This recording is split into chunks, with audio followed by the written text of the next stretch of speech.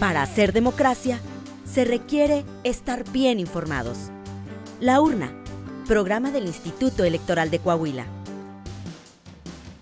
Los temas democrático-electorales al alcance de la ciudadanía.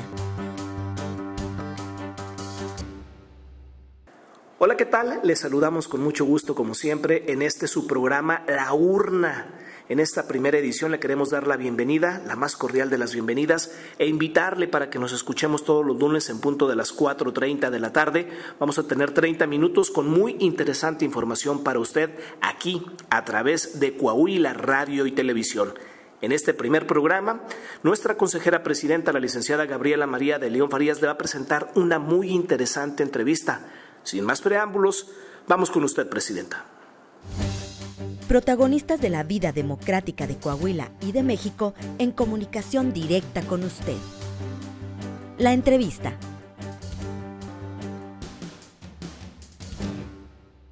Gracias, Guillermo. ¿Qué tal? Me da mucho gusto saludarles. Gracias por escucharnos el día de hoy. Mi nombre es Gaby de León, consejera presidenta del Instituto Electoral de Coahuila. Les doy la más cordial de las bienvenidas a La Urna. Este será un espacio en donde vamos a dialogar y vamos a reflexionar sobre temas relacionados con la democracia en nuestra entidad. Iniciamos este programa con el pie derecho. Permítanme presentarles a nuestro invitado del día de hoy. Tenemos en la línea al doctor Lorenzo Córdoba Vianello. Él es consejero presidente del Instituto Nacional Electoral. El doctor Córdoba es licenciado en Derecho por la UNAM y doctor de investigación en teoría política por la Universidad de Turín, Italia. Es investigador titular B del Instituto de Investigaciones Jurídicas de la UNAM y autor de varios libros y textos sobre temas electorales, constitucionales y de teoría política. Presidente, muchísimas gracias por apadrinar este programa. Nos da mucho gusto darle la bienvenida. Al contrario, Gaby, es verdaderamente un honor poder estar este día con ustedes y bueno, pues, tener el privilegio de poder arrancar junto contigo pues este espacio al que le deseo mucho éxito. Estoy seguro que lo va a tener y que se va a constituir, estoy seguro también, en un punto de referencia para discutir sobre los problemas de nuestra democracia, los desafíos y cómo la fortalecemos conjuntamente. Felicidades de nueva cuenta, Gaby, a ti y al Instituto Electoral de Coahuila. Muchísimas gracias y bueno, le propongo que empecemos por lo básico, si no tiene inconveniente. ¿Qué tal si charlamos el día de hoy sobre el tema de la democracia? Correcto, me parece muy oportuno, sin lugar a dudas. ¿Qué es la democracia, doctor? Bueno, la democracia es ante todo un régimen político, es una forma de gobierno y eso quiere decir que es un conjunto de reglas que se pactan entre los miembros de una comunidad, de una sociedad, reglas para tomar las decisiones colectivas, es decir, tomar las decisiones políticas, las decisiones que nos atañen a todos. Y estas reglas se distinguen de las de otras formas de gobierno, ante todo por las siguientes dos características. La primera característica, insisto, de la democracia, distintiva de la democracia, es que es una forma de gobierno incluyente, es decir, es una forma de gobierno en donde las decisiones se construyen desde abajo, involucrando a las y los ciudadanos, es decir, a los que van a ser los destinatarios de las decisiones políticas, para que sean ellos mismos los que tienen un grado de participación en la confección de esas decisiones. Para decirlo de alguna manera, que sean los que se van a ver obligados por las decisiones políticas quienes participan de alguna manera en el proceso de construcción de esas decisiones. Por eso, una de las características fundamentales de la democracia es la inclusión en el proceso de decisión. Hay muchas maneras de que esta inclusión se procese. Hay veces en las que la participación de esos destinatarios, de las y los ciudadanos, es directa, como por ejemplo en los mecanismos plebiscitarios, en los referéndums, en los plebiscitos, etcétera, en las consultas en donde se les pregunta directamente a los ciudadanos qué opinan y hacia dónde deberían ir las decisiones colectivas, o bien es a través de la elección de representantes, es decir, ese carácter representativo que tienen las democracias. Pero la primera característica es esa, la inclusión. Y la segunda característica, que es fundamental, es que es el único régimen político, Gaby, en donde se puede dar una convivencia pacífica y respetuosa de las diferentes opiniones, de los diferentes puntos de vista. Por eso se dice, por ejemplo, que la democracia o es laica o no es democracia, como una característica específica. ¿Por qué?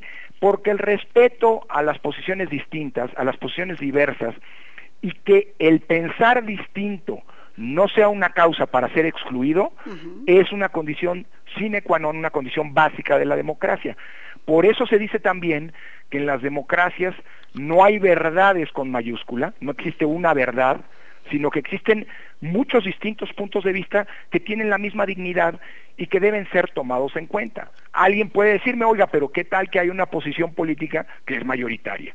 Pues eso es normal que exista, claro. Eso se expresa justamente en las urnas, por eso hay veces que gana un partido, o que gana otro, o que el partido que gana también gana la mayoría de los espacios en el poder legislativo. Eso es normal, pero la clave de la democracia es que aunque hay una posición mayoritaria, esto no significa que las posiciones minoritarias son excluidas. La condición de la democracia es que mayorías y minorías, distintos puntos de vista, conviven pacíficamente, conviven de manera tolerante y respetuosa, y todos tienen un rol que jugar. Es decir, nadie es excluido por el hecho de formar parte eventualmente de una minoría. Esa es la clave de la convivencia pacífica. Varios autores, Gaby, con esto espero haber contestado esta pregunta, que no es sencilla, es la pregunta fundamental, pero claro, una pregunta básica para arrancar un programa como este.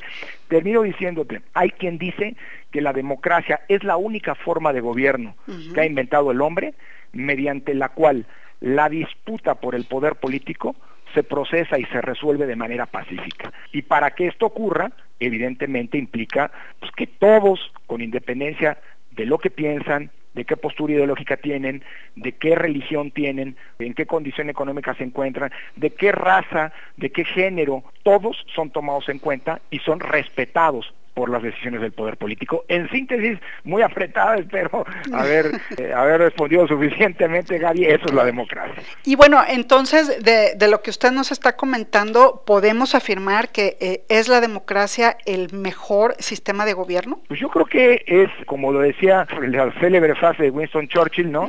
La democracia es el peor de los regímenes de gobierno, con exclusión de todos los demás. O sea, en pocas palabras, y dicho al revés, si bien no es perfecta, sí es la forma de gobierno más acabada, el producto civilizatorio más refinado para que las sociedades plurales convivan en paz. Perfecto. Presidente, hace un par de años el Latinobarómetro hizo un estudio relacionado con la democracia en donde revela que hay un desencanto generalizado de la ciudadanía hacia la democracia como sistema de gobierno. ¿Cómo se percibe este fenómeno hoy en día y sobre todo aquí en México? Mira, Gaby, yo creo que este es justamente el reflejo del problema fundamental que está teniendo la democracia en todo el mundo y en nuestro país también, lo cual es una paradoja. La gran mayoría de los ciudadanos siguen pensando en el mundo y también en nuestro país que la democracia es la mejor forma de gobierno posible y que es preferible en ese sentido frente a los gobiernos autoritarios. Sin embargo, también es cierto, y esto lo vemos año con año en las décadas recientes, está creciendo el desencanto con la democracia, digámoslo así, la mala opinión que está creciendo respecto de las instituciones básicas de la democracia, como son, por ejemplo, los parlamentos, los congresos, los poderes legislativos y los partidos políticos, que son justamente instituciones que permiten que esa pluralidad que caracteriza a nuestras sociedades se organice y se exprese. Esa es una paradoja. La democracia sigue siendo bien vista todavía, pero no goza de cabal salud, para decirlo de alguna manera, porque en las décadas recientes, Gaby, los gobiernos emanados de las urnas, los gobiernos democráticamente electos, no han sabido o no han sido suficientemente capaces de poder resolver los grandes problemas de nuestro tiempo y que en algunas regiones del planeta, como América Latina y en algunos países, en específico el nuestro, hoy están convirtiéndose en los grandes desafíos actuales de las democracias. Sí. Me refiero, por ejemplo, a la pobreza. América Latina es una región en donde la pobreza pues es probablemente el principal de los problemas, y México no es la excepción. Cifras oficiales dicen que México, si somos alrededor de 125 millones, pues alrededor de 54, 55 millones de mexicanas y mexicanos viven en situación de pobreza. Segundo gran problema, la desigualdad. México, según reportes del la propia OCDE y de distintos organismos internacionales. Es considerado como el país más desigual de América Latina, que es a su vez la región más desigual del mundo, es decir, México hoy es uno de los países con mayor desigualdad en el mundo. Ahí están los índices de percepción de la corrupción que nos tienen con calificaciones reprobatorias. La impunidad, por ejemplo, resultados como el de la encuesta sobre victimización, que nos revelan que el 99% de los delitos no son siquiera, no digo objeto de sanción, sino no son ni siquiera llevados a tribunales. Y la inseguridad, que qué te voy a decir, Gaby, es uno de los grandes problemas de nuestro tiempo. Entonces, la verdad, el problema que estamos enfrentando y el desencanto que están reflejando estos ejercicios como el que mencionas, Latinobarómetro, tiene que ver en buena medida con la incapacidad de los gobiernos democráticos de enfrentar estos problemas. Y esto está generando, pues por supuesto, una inconformidad social que, hay que decirlo, es muy peligrosa para la democracia misma. Hace una década, un poco más de una década, Gaby, en el primer informe que hizo el PNUD, Programa de Naciones Unidas para el Desarrollo de América Latina, hizo un estudio sobre el estado de la democracia en América Latina, un estudio que llamó Estado de la Ciudadanía en América Latina. El PNUD señaló en ese estudio, debe haber salido en 2002-2003, si no me equivoco, señaló que el principal reto de la democracia latinoamericana era combatir la pobreza, y que parecía que nuestras sociedades, nuestras democracias, estaban jugando un juego potencialmente suicida, ver cuánta pobreza aguantaba la democracia. Entonces yo creo que lo que está detrás de esta inconformidad, y por cierto, lo que está detrás de la altísima expectativa que está generando el actual gobierno, un gobierno que por primera vez pone el énfasis en la cuestión social, para decirlo de alguna manera, o en la justicia social, tiene que ver con la expectativa de que se resuelvan estos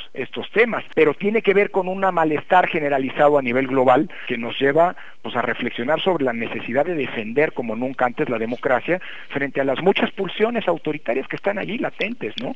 Y que se alimentan de ese peligroso caldo de cultivo que es el que reflejan estas encuestas, ¿no? Es decir, esta situación de inconformidad en términos de los resultados que están dando los gobiernos democráticamente electos, Gaby. Entonces, como lo ha mencionado, las y los ciudadanos tenemos un rol que jugar. ¿Qué podemos hacer los ciudadanos para fortalecer a la democracia? Mira, Gaby, yo creo que las y los ciudadanos somos los protagonistas principales de una democracia, y en efecto tenemos un papel central en esta historia.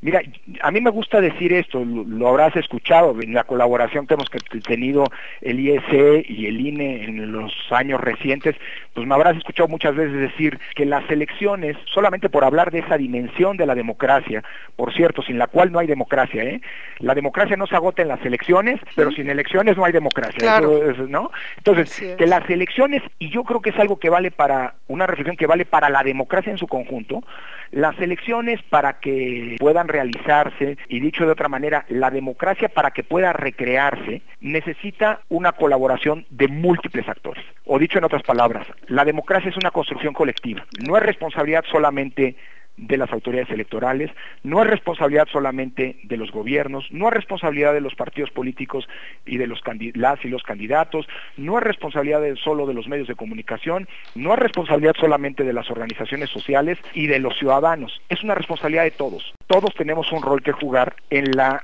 recreación, ¿no?, en la reproducción y preservación en consecuencia de la democracia. Bajo esta premisa, los actores protagónicos de la democracia, que son las y los ciudadanos, tienen un papel fundamental. ¿En qué centraría yo? ¿Cuál es el rol, digámoslo así, que desde mi punto de vista tienen las y los ciudadanos en la democracia? Pues yo te diría que es un rol de ser, por un lado, los principales defensores de la democracia. Así es. Y eso pasa por entender qué es la democracia y cuál es el papel que cada uno de nosotros tiene en esta historia, en este juego. Por eso celebro muchísimo que la primera pregunta con la que arranca la urna haya sido justamente qué es la democracia. Así es. Si no entendemos qué es la democracia, si no entendemos qué papel tenemos cada uno de nosotros en la democracia, pues no vamos a poder desplegar esa defensa de la democracia.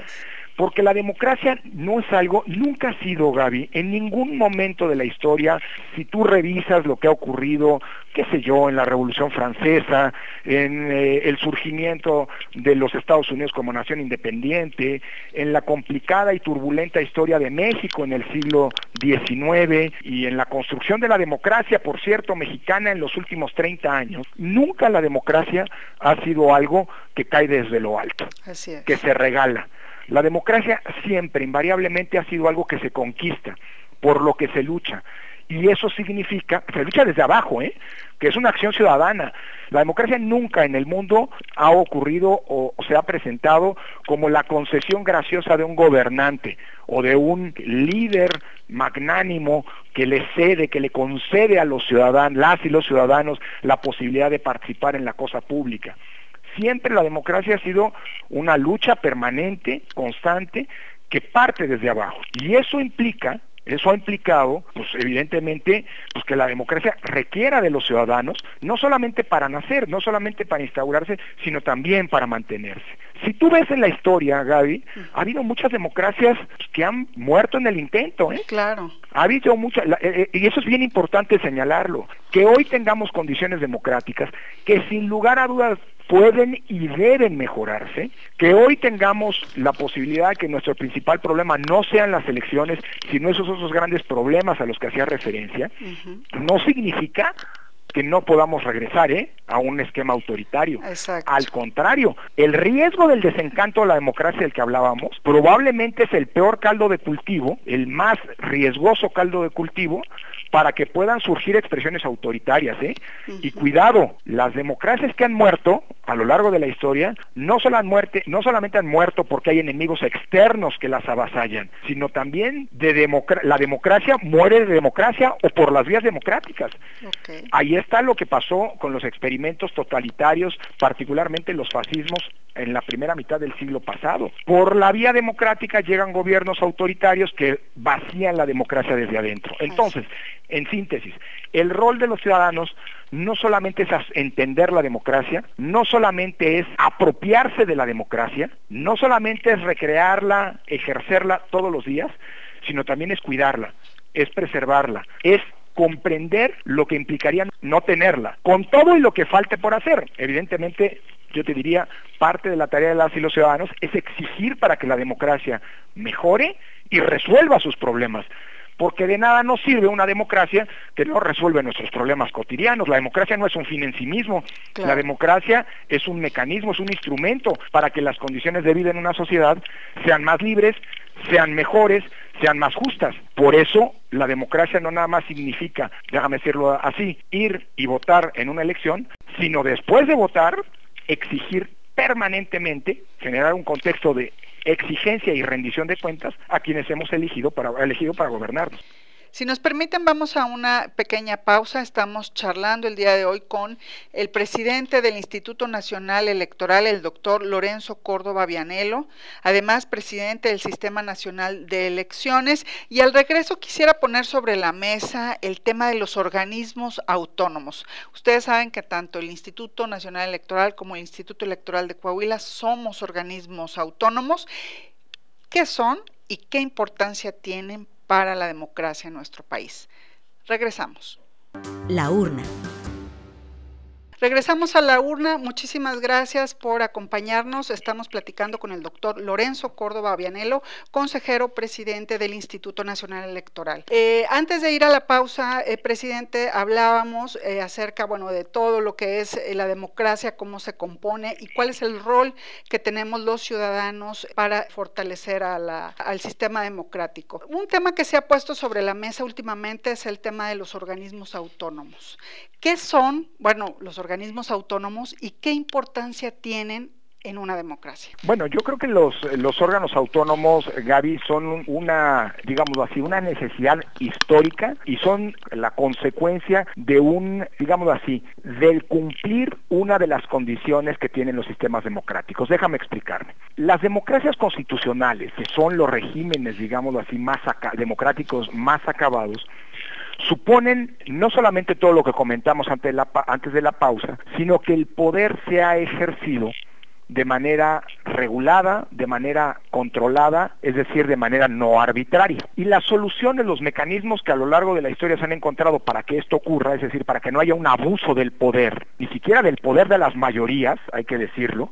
Hay un autor francés muy famoso, un clásico de la teoría democrática, que es Alexis de Tocqueville, que escribió en el siglo XIX un libro célebre, La democracia en América, en donde decía que el principal riesgo que tienen las democracias es lo que él llamaba la omnipotencia, algunos han dicho también la tiranía de la mayoría, es decir, la mayoría que decide, que tiene derecho a decidir, pero que avasalla a todos los demás. Bueno, todo poder, incluso el poder democrático, tiene que tener ciertos frenos, ciertos límites, ciertas regulaciones, ciertos controles. Por eso es que todas las democracias modernas, como lo establece, por cierto, nuestra Constitución, y también las constituciones locales, incluida la de Coahuila, establecen que el poder se divide, para su ejercicio, el poder público, en tres grandes poderes: el poder legislativo, el poder ejecutivo y el poder judicial, bajo la lógica de que la concentración del poder no permita un poder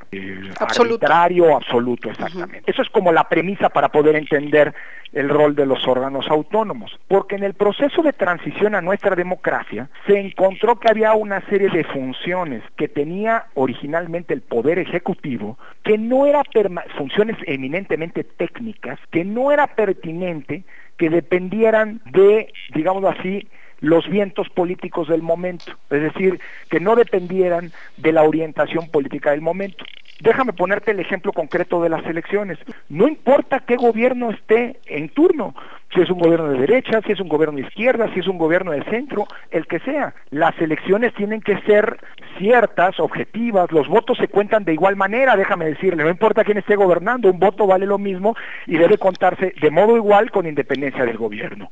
Bueno, lo mismo ocurre con otras funciones del Estado, como por ejemplo la garantía del derecho a la información, la protección de los derechos humanos, los parámetros generales de la economía, es decir, el tipo de cambio, etcétera, etcétera. Entonces, lo que ocurrió en los últimos 30 años, justo en el proceso en el que México, en el momento en el que México transitó hacia la democracia, fue la decisión, yo creo que muy oportuna, necesaria diría incluso, de que algunas funciones se le quitaran al Poder Ejecutivo y se confirieran, no se le podían dar al Legislativo porque es un poder político, tampoco al Judicial porque el Poder Judicial no debe tomar decisiones técnicas, sino debe aplicar lo que dice la ley y preservar la Constitución.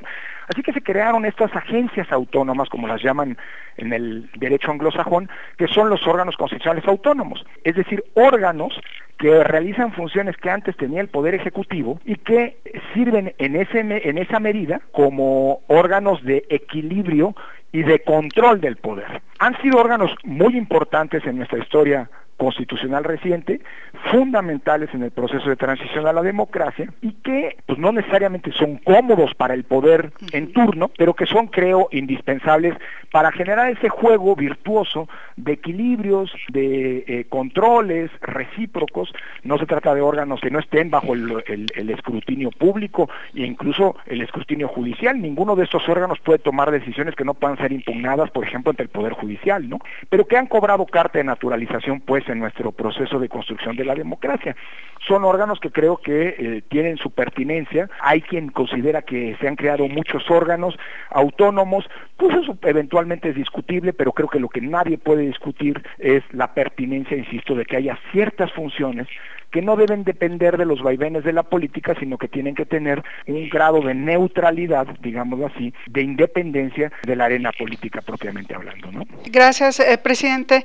Y bueno, comentar los institutos electorales, tanto el Instituto Nacional Electoral como el Instituto Electoral de Coahuila, bueno, somos árbitros de las elecciones de nuestras competencias, pero tenemos una función más allá de, porque luego mucha de la ciudadanía piensa que si no hay elección, pues no tenemos trabajo, ¿no? ¿Cuáles son las otras funciones que tenemos asignadas los órganos electorales? Mira, yo creo que en conjunto, porque así hay que vernos, creo que es un error pensar en los órganos electorales de manera diferenciada. Es decir, hoy tenemos un sistema nacional electoral y el trabajo de los órganos electorales de los estados, como el Instituto Electoral de Coahuila o del Instituto Nacional Electoral, suponen un trabajo coordinado. Tenemos que hablar de un sistema, creo que es la mejor manera de entender el contexto en el que estamos. E implica pues, una coordinación y el trabajo de una serie de funciones que en ocasiones son coincidentes, en otras ocasiones son distintas y por lo tanto requieren una coordinación. Y yo te diría que esencialmente, más allá del trabajo electoral, el INE, para bien o para mal, todos los años está involucrado en alguna elección. Justamente en estos momentos estamos colaborando con los órganos electorales de 5 estados, de Baja California, de Aguascalientes, de Durango, de Tamaulipas y de Quintana Roo, en la renovación de algún poder local.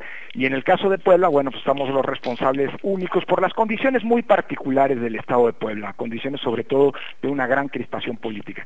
Pero más allá de eso, fuera de los procesos electorales, hay una serie de funciones permanentes en las que estamos involucrados los órganos electorales y probablemente la más importante es la que tiene que ver con justamente la razón de ser de la urna de este programa. Así es. Es decir, la difusión, promoción de la cultura cívica, que resulta fundamental. Un ciudadano informado, un ciudadano formado, es indispensable, como decíamos, para defender la democracia. Es decir, pensar que la democracia se agota en las elecciones y consecuentemente que la tarea de los órganos electorales se limitan a los procesos electorales, pues es equivocado. Repito, el cultivar, el promover las prácticas, los valores, el involucramiento de las y los ciudadanos es probablemente la tarea más importante. No digo más que las elecciones, pero tan importante como las elecciones, el que tenemos los órganos electorales. Y luego hay muchas otras funciones de coadyuvancia, de vigilancia.